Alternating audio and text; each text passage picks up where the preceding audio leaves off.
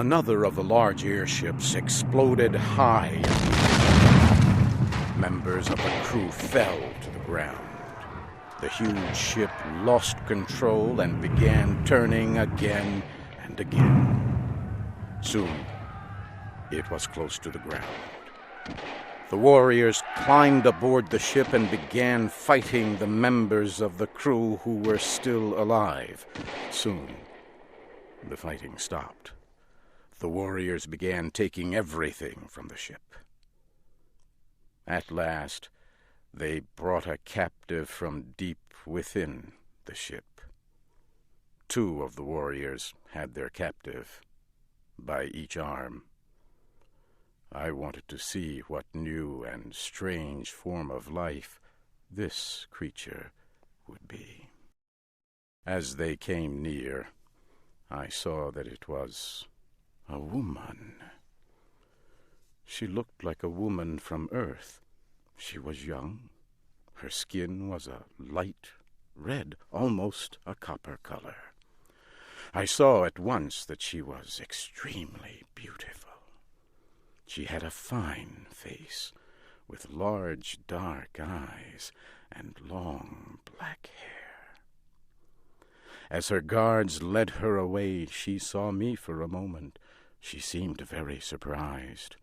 Her face looked hopeful, but when I made no attempt to speak to her, her face grew sad, and she looked very small and frightened.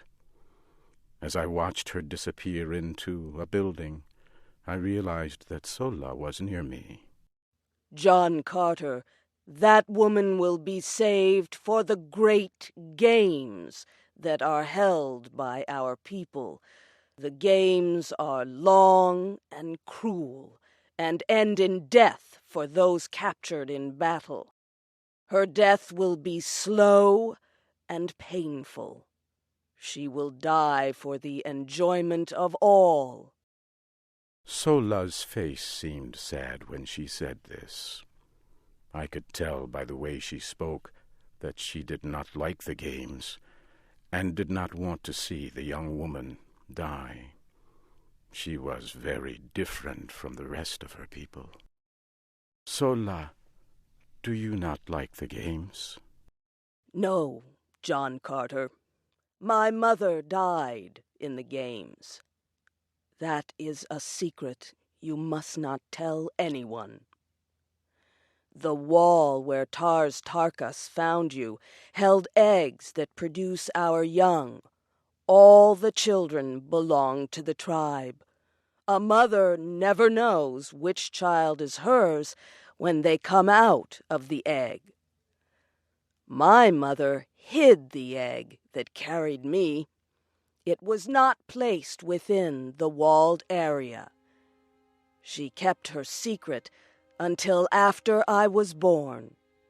But others discovered her secret, and she was condemned to die in the games. She hid me among other children before she was captured. If this secret were learned, I, too, would die in the games. Before she left me, my mother told me the name of my father.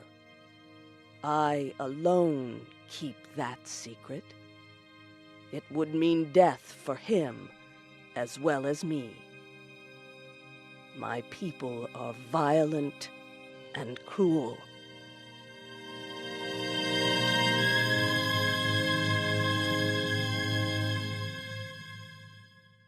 The next day I entered the great room where the Green Martians held meetings. The Red Woman prisoner was there too. Soon, the leader of the Green Martians came into the room. His name was Lorquas Tomel. He began speaking to the prisoner. Who are you? And what is your name? I am the Princess Deja Thoris, daughter of Mors Kajak, the ruler of Helium. Our airship was on a scientific flight. We were to study the air and atmosphere. Without our work, the air on our planet would grow thin and we would all die. Why would you attack us? As she talked, a warrior ran to her and hit her in the face, knocking her to the ground. He placed a foot on her small body and began laughing. I reached for the small sword I carried and rushed to attack the huge warrior. He was a strong opponent, but again, because of the low gravity on Mars, my strength was far greater than his. In a few short minutes, the green warrior was dead. I helped the young woman to her feet. Who are you? Why did you risk your life to help me? You look almost the same as my people, but you wear the weapons of a green warrior. Who or what are you? My name is John Carter. I am from the planet Earth. How I got here is a long story. I attacked that warrior because where I come from, men do not attack women. I will offer you my protection as long as I can. However, I must tell you that I, too, am a captive. Come, John Carter, and bring the red woman with you. Let us leave this room quickly, before some warrior attempts to stop us. The three of us quickly returned to the building where I had spent the last several days. Sola then left to prepare food. Wula sat in the corner and looked at the both of us. The young woman was afraid of poor, ugly Wula. I told her not to fear him. Wula is not only my guard, he is my friend. I have treated him with kindness that he has never known. As each day passes, he trusts me more. I now think he would follow any command I give. Sola has told me that all captives are held until they can die in the great games held by the Green Martians. Our only chance to survive is to escape, but we must have Sola's help for our plan to succeed. Yes, if we stay with the Green Warriors, we will both die. If we are to escape, we will need several of the animals to ride. It will be our only chance. I have several of the animals. They were given to me when I became a warrior. Sola came back later with food for the two of us. Deja Thoris and I asked for her help. The three of us talked long into the night. At last, Sola gave us her answer. Your best chance for escape will be in the next 2 days. We will leave this city tomorrow and begin a long trip to the home of our tribe. I will help you escape, but I must come with you. I will be killed if you escape. Sola, of course you must come with us. You are not cruel or violent, as many of your people are. Help us, and I can promise you a much better life.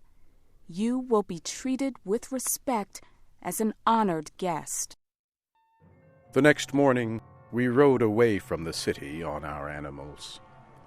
More than 1,000 animals were carrying the huge tribe of Green Martians. Also in the group were one American, one princess of the royal house of Helium, our guard Sola, and poor, ugly Wula. Late that night we left the camp. One animal carried me, another Sola and Princess Deja Thoris. Wula followed close behind. We rode quickly through the Martian night. I looked into the sky and saw Earth across the great distance of space. Since I had met the Princess Deja Thoris, I had not thought once of Earth or home. I knew then that I would never willingly leave her. The next morning I could see that we were being followed by several hundred of the green warriors. Our animals were very tired. I knew we must stop. I told Sola and the princess to take the stronger of the two animals and ride away. I will hold back the green warriors as long as I can. Wula, go with them and guard them with your life. We can't leave you alone. It would be certain death if you are captured again. You must come with us. Sola took the princess by the arm and lifted her on top of the animal she had chosen. Quickly she began riding away. For a moment, Wula looked at me, then turned and ran after them. I took out my rifle from its case. I began firing to slow the green warriors.